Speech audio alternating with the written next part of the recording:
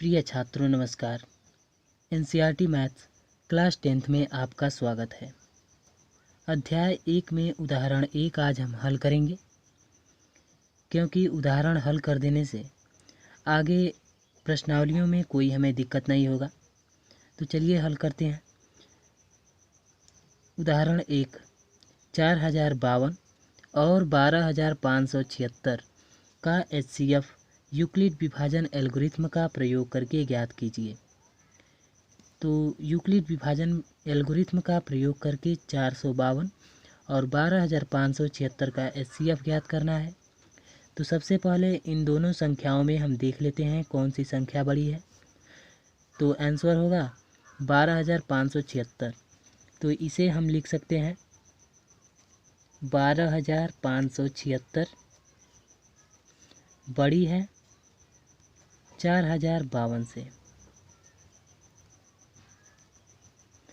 तो इस स्थिति में बड़ी वाली संख्या को हम ए मान लेते हैं, यानी ए बराबर 12576 और छोटी संख्या को बी मान लेते हैं। तो बी बराबर 4052। अब हम रफ में भाग की प्रक्रिया करेंगे। तो रफ के द्वारा हम इन दोनों संख्याओं का भाग देंगे। तो यहाँ पर भाग देने के लिए इस तरह का चिन्ह बनाया जाता है और इसके अंदर बड़ी वाली संख्या यानी ए को लिखा जाता है। तो बड़ी वाली संख्या है 12576 और छोटी संख्या है 4052।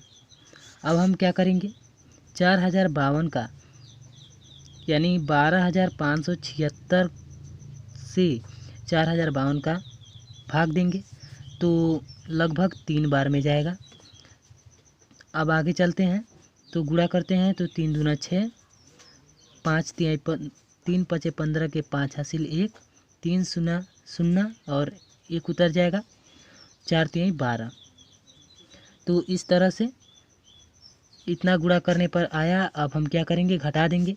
6 में से 6 गया 0, 7 में से 5 गया 2, 5 में से 1 गया 4 और 12 में से -12 करेंगे, 0 हो जाएगा यानी कट जाएगा। तो अब इसे हम यूक्लिड विभाजन प्रमेयिका के रूप में लिखेंगे। तो चलिए यहाँ पर लिखते हैं यूक्लिड विभाजन प्रमेयिका से। यूक्लिड विभाजन प्रमेयिका से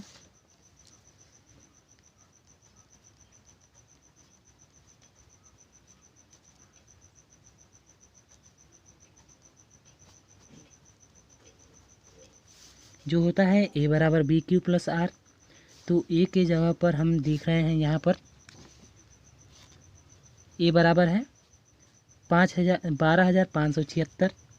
तो लिख लेते हैं 12576 बराबर में बी होता है बी क्यू प्लस आर। तो बी है 4052 यानी भाजक 4052 गुणे में क्यू यानी भागफल है 3 और प्लस में शेषफल होता है। तो शेषफल है 420 यानी आर। अब यहाँ पर देख रहे हैं कि शेषफल 0 के बराबर नहीं है, यानी लिखेंगे चूँकि शेषफल बराबर नहीं है 0 के। तो इसलिए अब हम पुनः जो भाजक होता है उसे भाज्य मान लेंगे और जो शेषफल होता है उसे भाजक मान लेंगे। तो यहाँ पर पुनः हम भाग देंगे। अब ये हो गया भाजक और फिर भाजक को जो पूर्व का भाजक था उसे हम भाज्य मान लेंगे 4052। तो अब हम इससे गुणा करेंगे तो लगभग भाग देंगे तो लगभग 9 बार में जाएगा। 9 शून्य या 0, 9 दूना 18 कर 8 हासिल 1, 9 चौको 36 1 37। अब माइनस करेंगे तो बचेगा 2, 5 है नीचे 8 है तो घटाएंगे 1 हासिल लेकर। तो 15 में से 8 गया 7, यहाँ पर बचा 9, 9 में से 7 गया तो ये कट गया। अब आगे चलते हैं। पुनः हमने लिख लिया यूक्लिड विभाजन प्रमेयिका से, जो यहाँ पर निकाले हैं हम a बराबर बी क्यू प्लस आर। तो a है 4052 बराबर b है 420 गुणे में भागफल है 9। यहाँ पर आप देख सकते हैं 9 है भागफल। उसके बाद शेषफल 272 प्लस शेषफल यानी 272। पुनः हम देख रहे हैं कि शेषफल 0 नहीं है। जब तक शेषफल 0 नहीं हो जाता ये प्रक्रिया जारी रहेगी। तो यहाँ पर लिख लेते हैं शेषफल बराबर नहीं है 0 के।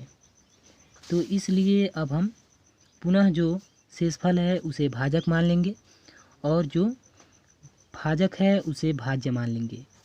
तो यहाँ पर पुनः हम इसे भाजक मान लिए और जो पूर्व का भाजक था उसे भाज्य मान लिए।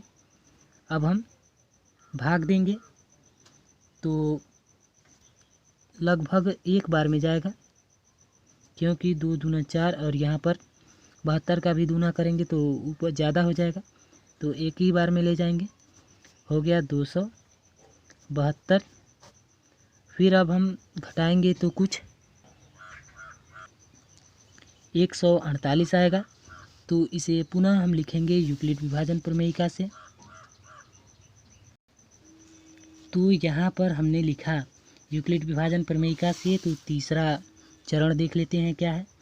a बराबर बी क्यू प्लस आर, यानी a है 420 बराबर में b है 272 और इनटू में q यानी 1 है, एक बार में गया है q, यहाँ पर देख सकते हैं आप। और शेषफल है 148 प्लस 148। तो इस तरह से तीसरा चरण भी समाप्त हो गया, लेकिन शेषफल 0 नहीं है। तो लिख लेते हैं चूँकि शेषफल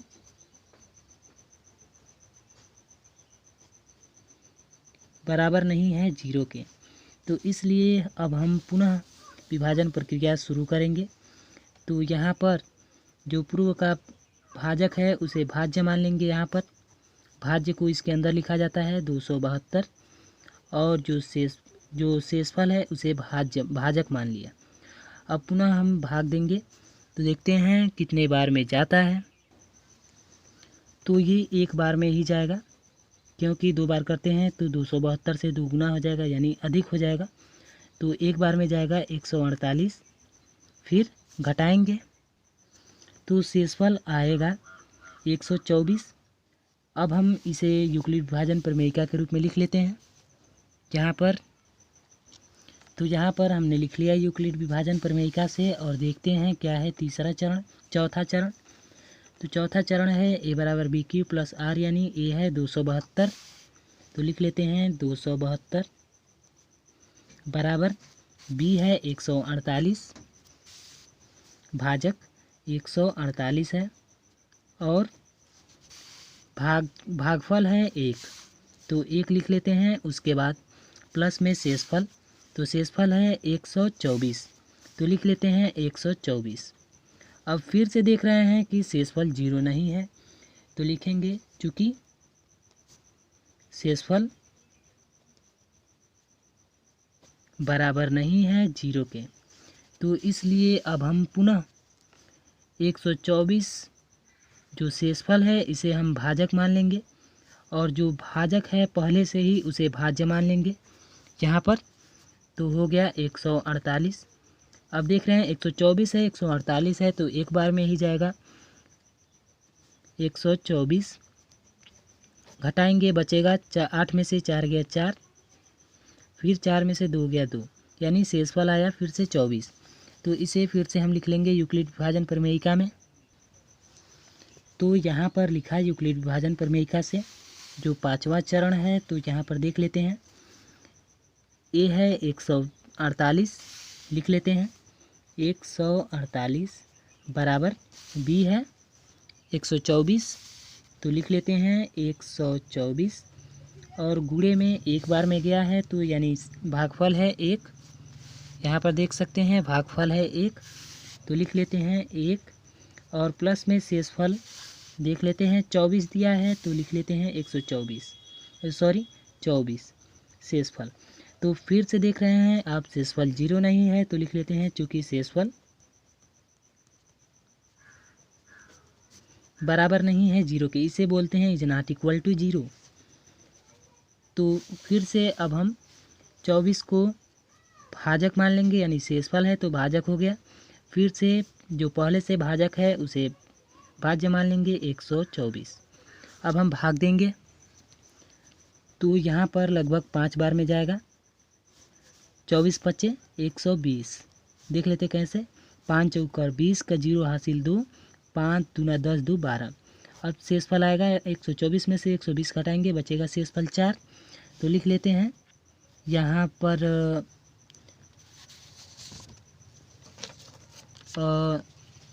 थोड़ा, तो यहाँ पर लिख दिया यूक्लिड विभाजन प्रमेयिका से। तो देख लेते हैं क्या है। भाज्य है 124, तो लिख लेते हैं भाज्य 124 बराबर में भाजक है 24, तो लिख लेते हैं 24 गुणे में भागफल है 5 और प्लस शेषफल 4 आया है। आप देख सकते हैं यहाँ पर भागफल है 5 और शेषफल है 24, तो यहाँ पर हमने लिख लिया। अब फिर से आप देख रहे हैं कि शेषफल 0 नहीं है तो लिख लेंगे चूँकि शेषफल इज नॉट इक्वल टू 0। तो फिर हम क्या करेंगे, भाग की प्रक्रिया को जारी रखेंगे। तो जो शेषफल है वो भाजक हो जाएगा और जो पहले से भाजक है वो भाज्य हो जाएगा। तो 4 छके 24, तो 24 कट गया, हो गया 0, शेषफल 0 आ गया। तो चलिए इसे लिखते हैं, शेषफल 0 है तो लिखते हैं यूक्लिड विभाजन प्रमेयिका से। सेम प्रोसेस चलता रहा। अब देख लेते हैं क्या है। 24 है, भाज्य 24 है, भाजक क्या है 4, भागफल 6 है और शेषफल 0। तो यहाँ पर लिख लेते हैं 24 बराबर भाजक क्या है 4 गुणे भागफल है 6 और प्लस 24 0 है। तो लिखेंगे चूँकि शेषफल बराबर 0, इसलिए HCF जो है क्या होगा, या तो आप कह सकते हैं जो शेषफल ये आया है, जो ये प्रमेयिका है, इस प्रमेयिका का जो शेषफल है इसके पूर्व का शेषफल क्या है 4 है, तो शेषफल HCF होगा 4। या आप ये भी कह सकते हैं कि जो शेषफल आया है 0 उसी में का भाजक 4 है। तो इस तरह से जो पूर्व का शेषफल क्या है 4, तो HCF हो जाएगा 4। तो इस तरह से यह प्रश्न हल हो गया। अब आप देख सकते हैं इसे, लंबा क्वेश्चन था लेकिन हल्का था। धन्यवाद।